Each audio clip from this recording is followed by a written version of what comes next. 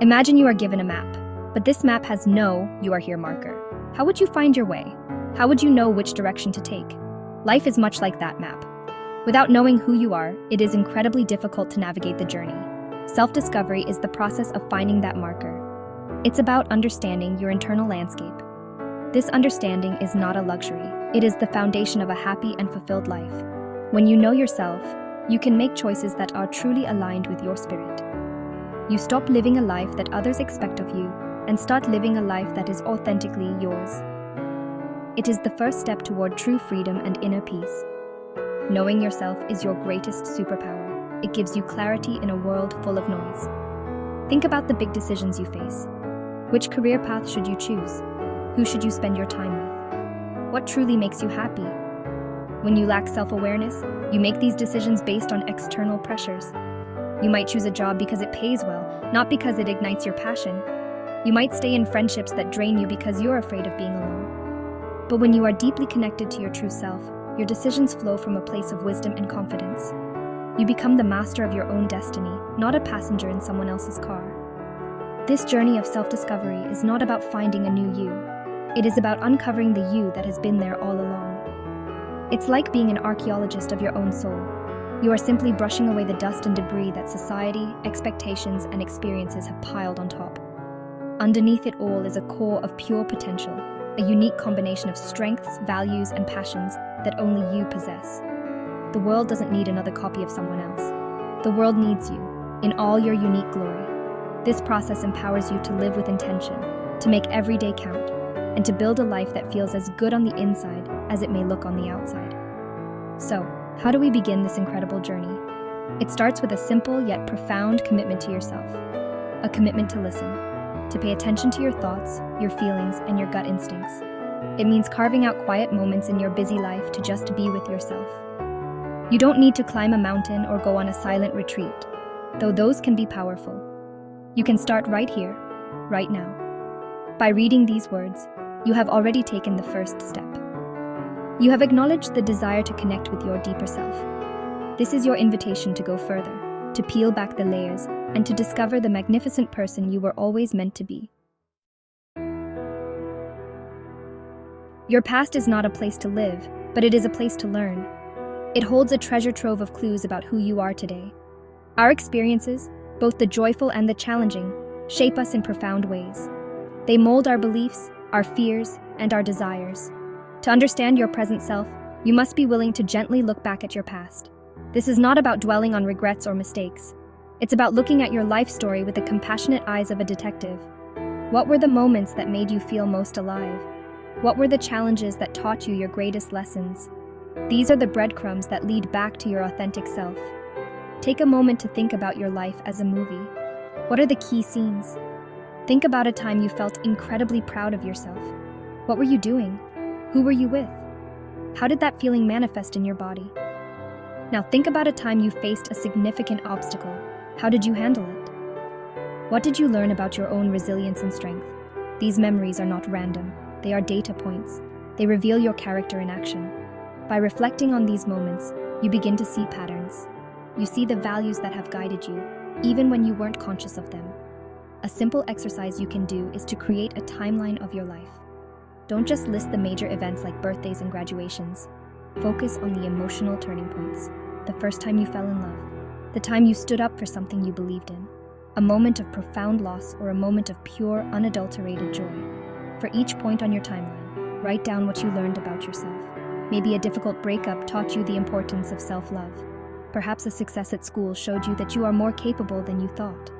This practice helps you reframe your past, not as a series of disconnected events, but as a coherent story of growth and learning. Remember to approach this reflection with kindness.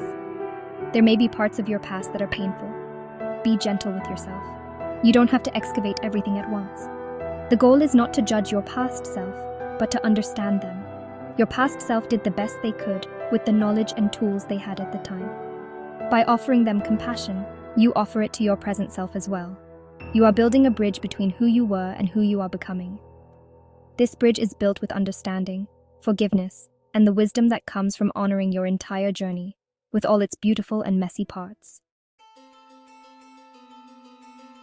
If your past gives you clues, your values give you a compass. Your core values are the fundamental beliefs that guide your actions and decisions. They are your personal North Star. When you are living in alignment with your values, life feels meaningful and right. When you go against them, you feel a sense of unease, conflict, or emptiness. It's that feeling when you say yes to something, but your whole body is screaming no. That is the feeling of being out of alignment with your values. Identifying them is one of the most powerful steps you can take in your self-discovery journey. It moves you from being reactive to being proactive in creating your life. So how do you find these values? They are often hidden in plain sight, woven into your emotional responses. Think about what makes you angry or frustrated. Is it injustice? That might mean you value fairness and equality. Is it when people are dishonest? That suggests you value honesty and integrity. On the other hand, think about what inspires you and fills you with admiration. Do you admire people who are creative and innovative? Perhaps you value creativity. Do you feel inspired by acts of kindness and generosity? You might value compassion. Your emotions are messengers, pointing you toward what truly matters to you.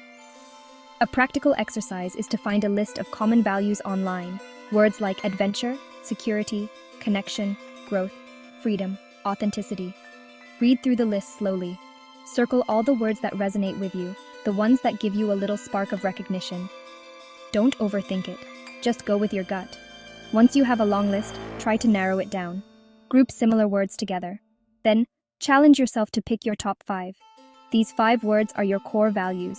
They are the non-negotiables in your life. Write them down somewhere you can see them every day, on a sticky note on your mirror, or as the background on your phone. Once you have identified your top values, start using them as a filter for your decisions. Before you make a choice, big or small, ask yourself, does this align with my value of connection? Does this honor my value of growth? Does this support my value of freedom? This simple practice can change everything. It can help you say no to things that drain you and yes to things that energize you. It becomes easier to set boundaries, to choose the right friends, and to find work that feels meaningful. Living by your values is the ultimate act of self-respect. It is telling yourself and the world that you know what matters to you and you are committed to living it. Every one of us has a unique set of gifts, talents, and strengths. These are the things that come naturally to you, the areas where you excel without much effort. Knowing your strengths is like, knowing which tools you have in your toolkit. When you know what they are, you can use them intentionally to build the life you want. It boosts your confidence and allows you to contribute to the world in a meaningful way. Too often, we focus on our weaknesses, on the things we are not good at. We try to fix ourselves, thinking that is the path to success. But true growth comes from leaning into your strengths and amplifying them. How do you identify your strengths? Sometimes we are so close to them that we can't even see them. A simple first step is to ask for feedback. Choose a few people you trust, a close friend, a family member, a mentor. Ask them a simple question. When do you see me at my best? What do you think my greatest strengths are? You might be surprised by what you hear. They might see a strength in you that you have always taken for granted, like your ability to listen deeply or your unwavering optimism. Another fun tool is to take a personality test, like the VIA Character Strength Survey or the Myers-Briggs Type Indicator. These are not definitive labels, but they can provide valuable language and insights into your natural tendencies. Now, what about our weaknesses? The word itself sounds so negative. Let's reframe them as areas for growth. These are not character flaws, they are simply skills or attributes that are less developed. The first step is to acknowledge them without judgment. Maybe you struggle with public speaking, or you tend to procrastinate. That's okay. Everyone has areas for growth. The key is to approach them with curiosity, not criticism. Instead of saying, I'm terrible at public speaking, you could say, public speaking is an area where I can develop more confidence. This shift in language changes everything. It moves you from a fixed mindset to a growth mindset. Befriending your weaknesses means accepting them as part of your whole self. It doesn't always mean you have to fix them. Sometimes it's about developing strategies to manage them. If you know you are not a detail-oriented person, you can partner with someone who is. If you struggle with time management, you can use apps and tools to help you stay organized. It's about working with yourself, not against yourself. Focus 80% of your energy on developing your strengths and 20% on managing your areas for growth.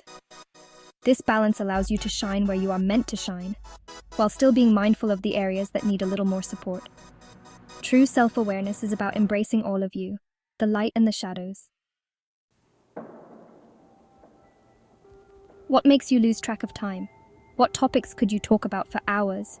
What activities make you feel energized and alive? The answers to these questions point toward your passions and interests. These are the sparks that light up your soul. Following these sparks is a crucial part of self-discovery because they reveal what you genuinely love, separate from what you think you should love. Passions are not just frivolous hobbies. They are pathways to joy, creativity, and sometimes even your purpose. They are the activities that connect you back to your inner child, the part of you that knows how to play and explore without worrying about the outcome. To find your passions, you can start by looking back at your childhood. What did you love to do before the world told you what you should be doing? Did you love to draw, build things with Legos, write stories, or spend hours exploring the woods? Often, our childhood interests hold the purest clues to our innate passions. Life might have gotten in the way, but that spark is likely still there, waiting to be rekindled. Make a list of all the things you loved as a child. Don't judge them or worry if they seem silly. Just write them down. This list is a personal treasure map pointing to sources of joy that are uniquely yours. The next step is to embrace a spirit of experimentation. You can't discover what you love if you don't try new things. Make a commitment to try one new thing every week or every month. It doesn't have to be big or expensive. You could take a free online class in coding, go to a pottery workshop, join a local hiking group, or try a new recipe. The goal is not to become an expert overnight. The goal is simply to collect data. Pay attention to how you feel during the activity. Do you feel engaged and curious? Do you feel drained and bored? Let your feelings be your guide. This process is about exploration, not achievement. Don't put pressure on your passions to become a career or a side hustle. Allow them to simply be a source of joy and replenishment. In a world that is so focused on productivity, having something you do just for the love of it is a radical act of self-care. It refills your cup and gives you energy for all the other areas of your life. Whether it's gardening, playing the guitar, or learning a new language, these activities are essential for your well-being. They remind you that you are more than your job title or your responsibilities. You are a creative, curious, and multifaceted being. So go ahead, follow that spark. You never know what beautiful fire it might ignite. We are all storytellers, and the most important story we ever tell is the one we tell ourselves about ourselves. This inner narrative is a collection of beliefs we hold about who we are, what we are capable of, and what we deserve. It's running in the background of our minds all day long. For many of us, this story was written a long time ago, based on childhood experiences, things our parents said, or societal messages we absorbed. Beliefs like I'm not smart enough, I'm not worthy of love, or I always mess things up. These are not facts, they are stories. And the most empowering thing you can realize is that you have the power to rewrite them. The first step is to become aware of the story you are currently telling. This requires mindfulness. Start paying attention to your self-talk. When you make a mistake, what is the first thought that comes to mind? When you face a new challenge, what does your inner voice say? Keep a journal for a week and write down these recurring thoughts without judgment.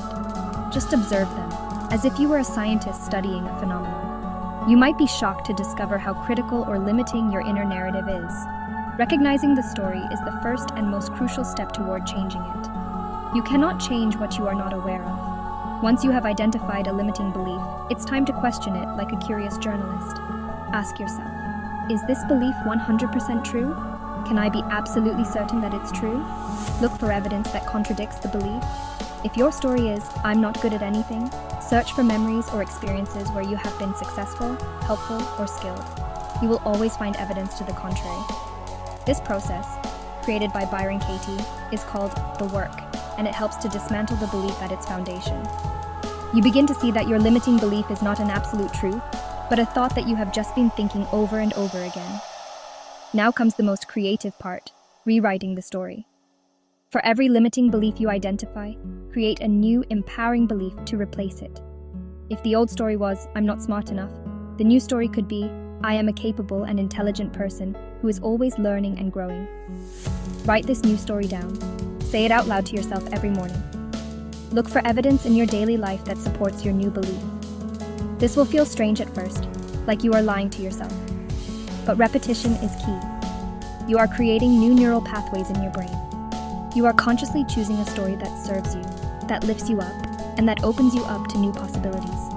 You are the author of your life. Pick up the pen. The idea of finding your purpose can feel overwhelming. It sounds like you need to discover one grand, singular mission for your entire life. But purpose doesn't have to be so intimidating. Think of it less as a destination and more as a direction. Your purpose is your why. It's the reason you get out of bed in the morning. It's the contribution you want to make to the world, no matter how big or small. It's found at the intersection of what you love, your passions, what you're good at, your strengths, and what the world needs. Finding this alignment is what creates a deep sense of meaning and fulfillment in your life. A simple way to start thinking about your purpose is with a Japanese concept called ikigai, which translates to a reason for being. It asks you to reflect on 4 questions. What do I love? What am I good at? What does the world need? And what can I be paid for? The place where these 4 circles overlap is your ikigai. Don't worry about finding the perfect answer right away. Just start brainstorming in each category. This exercise helps you connect your personal gifts and joys with the needs of the wider community. Your purpose isn't just about you. It's about how you can use your unique self to serve others. Another powerful exercise is to imagine your 80th birthday. Picture your friends and family gathered to celebrate you. What would you want them to say about you? What impact would you want to have had on their lives? What accomplishments would you want them to mention? This isn't a morbid exercise, it's a clarifying one. It helps you reverse engineer your life from a place of wisdom. The answers to these questions reveal what truly matters to you in the long run. They cut through the noise of daily distractions and connect you to your legacy. This vision can then act as a guiding light for your decisions today. Remember, your purpose can and will evolve. What feels purposeful to you in your 20s might be different from what feels purposeful in your 40s. Be gentle with yourself. Self-discovery is not a one-time event. It's a lifelong journey. There is no finish line. The goal is to stay curious, to keep reflecting, and to continue aligning your actions with your evolving understanding of yourself. Keep journaling. Keep trying new things. Keep having deep conversations. These are the practices that keep you connected to your inner compass. You have everything you need within you to live a life of meaning and joy. The journey is the destination. Trust the process, and most importantly, trust yourself.